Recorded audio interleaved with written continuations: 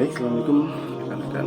Di video kali ini kita akan bahas kuliah di kafe itu sebetulnya seperti apa. عبيدك من شتات في شتات. Video ini cocok untuk rekan-rekan yang sedang cari jurusan, mau kuliah apa, jurusan apa, kemudian ingin mengetahui kuliah di kafe itu seperti apa dari perspektif pengajarnya yang setidaknya sudah 10 tahun lebih mengajar mata kuliah di kafe. Saya akan coba bahas nanti ya, di kafe itu ngapain aja, belajar apa, terus potensinya nanti jadi apa aja, akan relevan ya buat rekan-rekan yang sedang galau nih mau masuk jurusan apa. Mungkin ini bisa jadikan gambaran di kafe itu kuliahnya ngapain. Di kafe itu gambaran besarnya ya, Anda belajar untuk bisa mendesain strategi komunikasi secara visual. Karena ada kata komunikasi ya. Strategi komunikasi ini secara visual bisa jadi hal-hal yang berkaitan dengan konteks produk perusahaan yang membutuhkan sebuah audiens untuk mau ngomong bahwa saya adalah lembaga. Itu bisa direpresentasikan dengan baik dan gamblang melalui logonya. Bahwa saya adalah perusahaan IT yang profesional. Sebaiknya bisa dicerminkan dengan logo atau nama ya. Atau bahkan ketika masuk ke dalam sebuah minimarket, kita datang di sana dan kita melihat ada berbagai produk, kita akan bisa memahami produk itu adalah produk yang menyegarkan, produk alami, sangat manis, pedas, hanya dari visual saja. Belum sampai membaca kita sudah kebayang. Nah, desain komunikasi visual itu berkaitan dengan hal-hal itu. Meskipun tidak untuk kemungkinan, juga berkaitan dengan banyak hal. Karena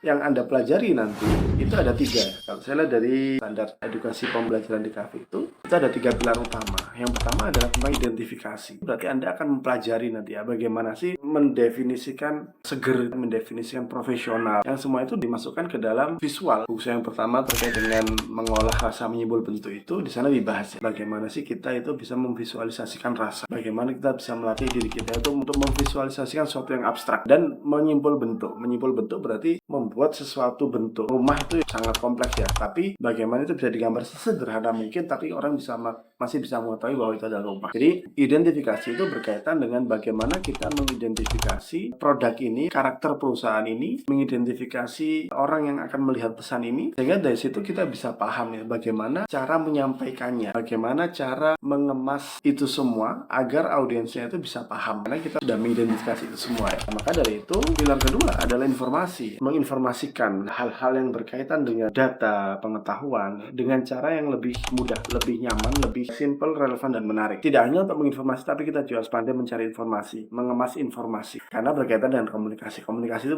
harus ada info, harus ada pesan yang disampaikan. Setelah kita tahu identifikasinya, oh perusahaan ini ternyata butuh menyampaikan kepada orang bahwa dia adalah perusahaan profesional, atau dia punya produk makanan yang enak, cocok dimakan untuk rame-rame misalkan. Sementara juga sudah mengidentifikasi bahwa audiensnya adalah orang-orang yang suka dengan bahasa yang santai, suka nongkrong. Nah, itu bisa menjadi satu kaidah ya untuk bisa menghubungkan itu. Dan di buku saya yang kedua terkait dengan desain informasi, saya juga sudah membahas itu ya, bagaimana kita mendefinisikan user persona, bagaimana kita mengemas satu pesan, satu informasi itu menjadi sesuatu yang relevan untuk target audiens tertentu. 2 pilar itu, pertama adalah identifikasi, kedua adalah informasi, yang terakhir adalah persuasi. Dimana persuasi ini berkaitan dengan kalau mereka nanti mau menjual, mau memberikan satu kampanye, persuasi. Intinya persuasi itu adalah berarti orang untuk melakukan sesuatu. Bisa dengan iklan, bisa untuk membeli sesuatu, bisa untuk berpikir dengan cara yang baru. Kalau iklan kan ada iklan layanan masyarakat sama iklan komersial. Komersial tuh gimana caranya orang itu melihat iklan itu jadi akhirnya jadi tahu itu enak ya gitu, atau oh ternyata tidak semahal itu, oh ternyata ini murni, jernih penyaringannya dan sebagainya. Itu nanti ada definisi tujuan-tujuan iklan seperti apa ya. Begitu dengan iklan layanan masyarakat, kalau orang-orang mungkin merasa membuang sampah itu saya nggak perlu amat deh, kan sudah ada petugasnya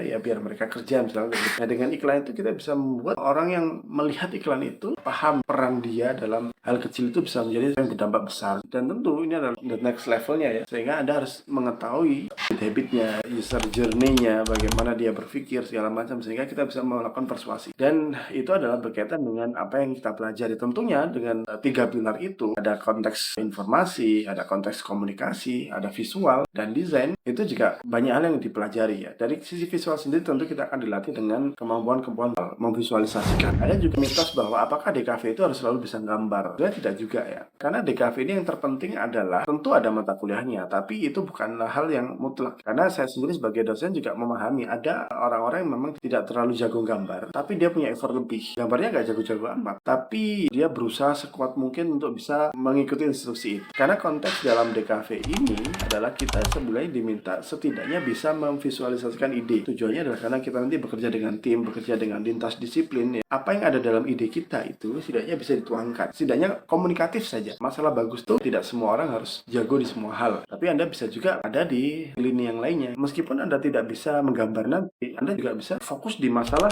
strateginya, storytellingnya, bikin script writingnya, copywritingnya, sehingga pesannya, sehingga nuansa, tagline, atau iklan persuasi tadi, itu bisa sangat mengena. Dan itu Anda bisa fokus di situ. Dan kalau zaman sekarang pun kayaknya juga sudah banyak ya tools-tools yang bisa memvisualisasikan suatu. Dan ini pun juga setelah saya confirm dengan rekan saya yang ada di industri juga bahwa kalau kita hanya bergantung pada kemampuan teknis, kita akan dibawa oleh teknologi. Makanya di cafe di sini harusnya itu belajar tentang mindsetnya. Tentu harus belajar bagaimana strateginya. Itu yang lebih relevan. Karena kalau menggambar, kita bisa meng-hire rekan-rekan yang jago gambar untuk itu. Jadi intinya apa aja yang dipelajarin di DKV ya pasti tentang visualisasi. Ya, menggambar basic, ada narasi visual, ada nirmana itu dengan kepekaan visual. Ya, mungkin bagi pembelajar DKV siapapun itu di awal pasti agak aneh, ini pelajaran apa ya kok cuma menyusun balok, nata-nata warna kayak gini, terlihat menjemukan, terlihat repetitif, tapi itu membangun feel gitu. Sebagaimana Kung Fu Shaolin ya, pelajaran basicnya tuh kadang nggak langsung jurus ya, tapi nimba air dulu, mengangkut batu ke atas bawah gitu. Sesuatu yang repetitif, tapi itu bisa memberikan kita refleks sense yang bisa semakin tajam. Kita juga diajari untuk belajar strategi komunikasinya, teori komunikasinya, bagaimana kita berkomunikasi, pendekatannya. Tentu tergantung kampusnya masing-masing ya, punya visi yang berbeda-beda, yang itu akan memberikan variatif mata kuliahnya. Ada terkait desain kemasan, berarti nanti juga ada berkaitan dengan itu. Ada kaitannya dengan web vending, berarti bisa jadi kampus itu punya jurusan desain interior ya, bisa desain dengan itu. Selain kemampuan teknis juga diminta untuk bikin kemampuan strategis. Dan tentunya sebagai jenjang S1, mereka nanti akan diajak untuk bisa meneliti ya, setidaknya melihat fenomena, mencari data, menulis paper segala macam. Karena S1 itu berarti ada menjadi cendekiawan, scholar. Mana itu kemampuan untuk menulis, kemampuan untuk menganalisis data itu menjadi sangat penting. Dan itu juga dipelajari di S1. Jadi DKV itu bukan tentang gambar-gambar aja. Rekan-rekan yang merasa tidak terlalu jago gambar, jangan khawatir ya. Karena DKV itu adalah sebetulnya desain itu adalah senjata kita untuk bisa merubah masyarakat kita. Karena kalau Anda lihat ya, desain itu bertanggung jawab dengan persepsi bahwa wanita cantik itu rambutnya lurus, kulitnya putih. Karena apa? Karena iklan-iklannya kayak gitu. Melalui video ini pun juga kalau Anda merasa Anda tidak bisa gambar, ya, tapi Anda punya kepedulian sosial yang mendalam tentang bagaimana budaya visual ini terjadi, bagaimana persepsi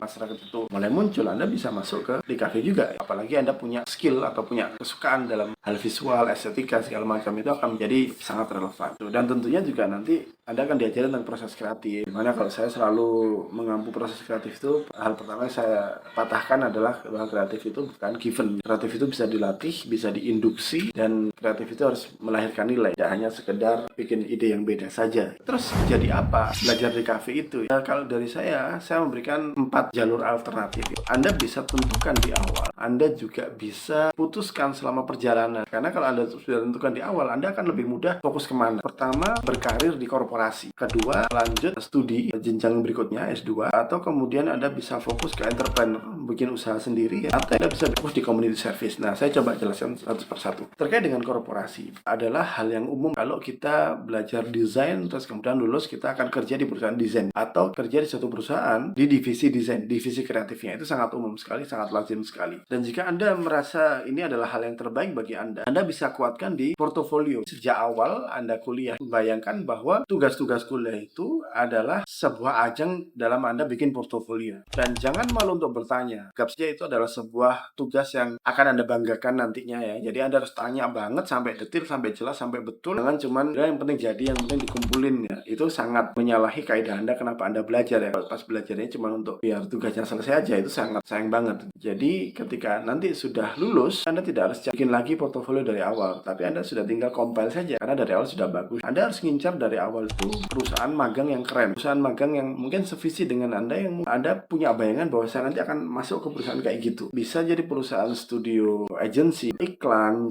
animasi, segala macam, sehingga ketika Anda magang, Anda pilihnya ke sana. Ketika Anda keluar pun Anda sudah paham industrinya seperti apa. Hebatnya dengan status masih pembelajar. Tapi ketika sudah di industri, Anda sudah siap, jejaringnya sudah ada, dan Anda tinggal go di sana. Itu kalau jalur pertama. Jalur kedua adalah kalau Anda mau lanjut ke akademis, Anda menjadi peneliti, Anda bisa fokuskan pada hal yang berkaitan dengan penulisan. Ada program kreatif mahasiswa. Anda kalau bisa ikut bikin tulisan, bikin jurnal, studi, atau bahkan Anda bisa pepet dosen Anda yang punya banyak penelitian. Kalau Anda kepo dengan dosen-dosen Anda yang punya penelitiannya siapa aja, Anda bisa masuk ke Google Scholar. Anda bisa ketikkan nama beliau di Google Scholar, itu nanti akan keluar tulisannya apa saja, judul penelitiannya, judul jurnal papernya, dan sudah berapa kali disitasi. Nanti di situ Anda bisa tahu ya bahwa dari semua dosen itu, misalkan dosen A itu publikasinya paling banyak. Anda bisa mepet ke beliau dan Anda bisa minta beliau untuk ajarkan atau libatkan saya Pak untuk nyari data, libatkan saya untuk meneliti. Nanti saya ingin S2, jadi saya harus meneliti banyak, saya harus tulis banyak. Anda bisa mepet ke beliau. Tentu saja dosennya juga akan senang karena kadang penulisan itu butuh sesuatu yang sangat teknikal dan Anda bisa diajarin di sana, bisa jadi tim, itu akan menjadi sangat menarik. Itu kalau Anda fokus ke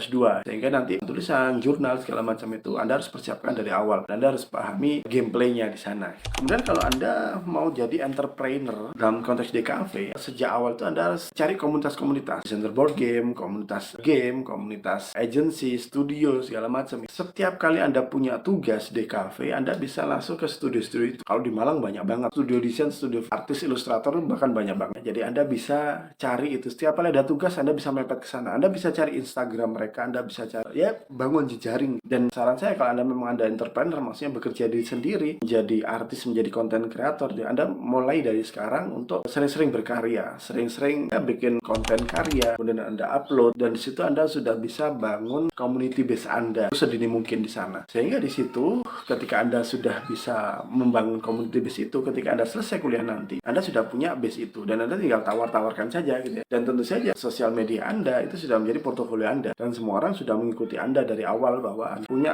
misalkan ilustrasi ya. Jangan lepas dari event seperti Inktober, 30 Days of Challenge, bikin ilustrasi di bulan Oktober, atau bahkan ada movement pergerakan, panggilan untuk ilustrator untuk bersuara tentang Gaza, tentang hal terkait itu. Anda jangan miss di sana gitu. Jadi Anda punya fokusnya sendiri. Apalagi kalau Anda mau bikin entrepreneur, Anda mau bikin usaha Anda sendiri, di agency, menjadi desainer, mencari klien, itu it's okay banget. Dan yang terakhir ada community service, berkaitan dengan Anda mepet ke lembaga atau instansi-instansi yang punya pergerakan di bidang sosial. Anda bisa jalin jejaringnya, Anda bisa jalin relasinya di sana, dan tentu Anda bisa menjadi magang di sana karena ini biasanya panggilan hati ya, panggilan jiwa. Saya sangat care nih Pak sama animal abuse. Saya mau gabung ke komunitas ini. Mereka nggak punya desainer Pak. Saya ingin jadi pedang mereka ya untuk menyuarakan ini dengan cara yang lebih efektif, mempersuasi orang-orang, mengedukasi, itu bisa lebih baik. Tapi tentu ya 4 lini ini tidak hanya tertutup di situ saja. Masih banyak terbuka sekali ya kesempatan-kesempatan lainnya. Tentu mix and match sangat possible sekali dan tentu tidak seperti ini saja. Anda bisa buka peluang-peluang lain, kesempatan-kesempatan yang lain, kemungkinan-kemungkinan yang lain. Tapi yang jelas adalah Anda bisa untuk mulai dengan melakukan penelitian Anda itu, kerjaan Anda itu dengan cara yang profesional,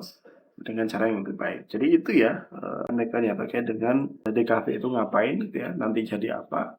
Dan mungkin itu bisa jadi pertimbangan rekan semua memilih untuk belajar. Jika ada pertanyaan, Anda bisa cek di kolom komentar, atau mau ada penelitian, diskusi segala macam, kita bisa diskusikan bersama.